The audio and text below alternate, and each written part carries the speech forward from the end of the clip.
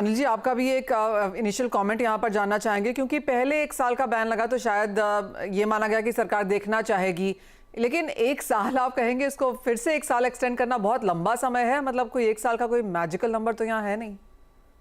मैं तो गवर्नमेंट से ये पूछना चाहता हूँ कि फ्यूचर ट्रेडिंग बैन क्यों कर रखी है। वर्ल्ड लेवल पर फ्यूचर ट्रेडिंग चल रही है, जैसा बाजोरिया साहब ने बताया, हेज की जगह ही नहीं है।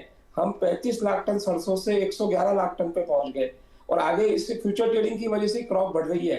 ये किसके लिए किया है? हम तो अंधेरे में हो गए। इंडिया का फार्मर, इंडिया का ट्रेड, इंडिया की इंडस्ट्री सब बेरोजगार हो जाएंगे।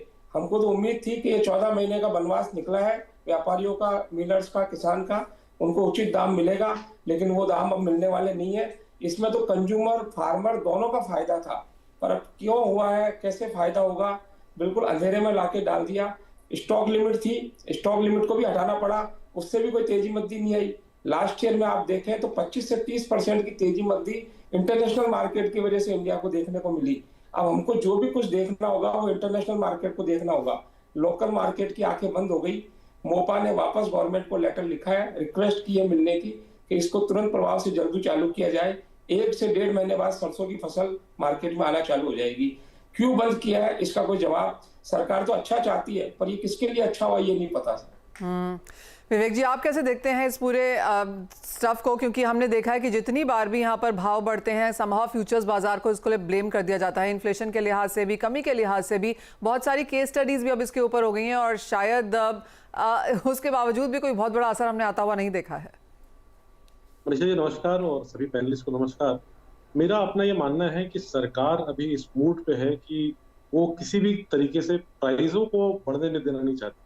वो कंप्लीट कंट्रोल चाहती है।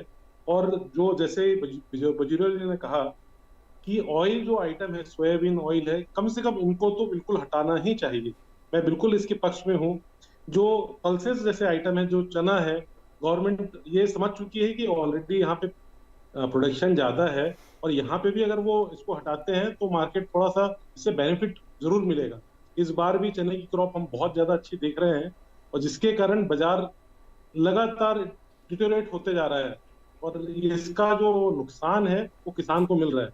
लेकिन जो सरकार की जो सोच है, खासकर पल्सेस को लेके, जो मैं स्पेशली पल्सेस ज्यादा ट्रैक करता हूँ, पल्सेस पे उनका पूरा मानना है कि वो दालों के भाव को किसी भी कीमत पे बढ़े रहना देना नहीं चाहते। और ये जो एनसीडीएक्स है इस स्टेट पे, उनको ये लगता है कि यहाँ पे मैनिपुलेशन होता है। उसी को लेके उन्होंने खासकर पल्सेस को उससे निकाला था, जिसका इम्पैक्ट आया, बाजार ठीक हुआ। लेकिन अब जब प्रोडक्शन ज्यादा है, गवर्नमेंट के पास स्टॉक भी काफी है, 2.5 मिलियन टन नाफेड के पास स्टॉक है, तो उनको इस बारे में पुनर्विचार जरूर करने की जरूरत है। क्या अब ये रिलेवेंट है, ये जो बैन हमने किया हुआ है? क्लियरली बैन्स कोई नई चीज नहीं है इंडियन मार्केट्स के लिए। 2000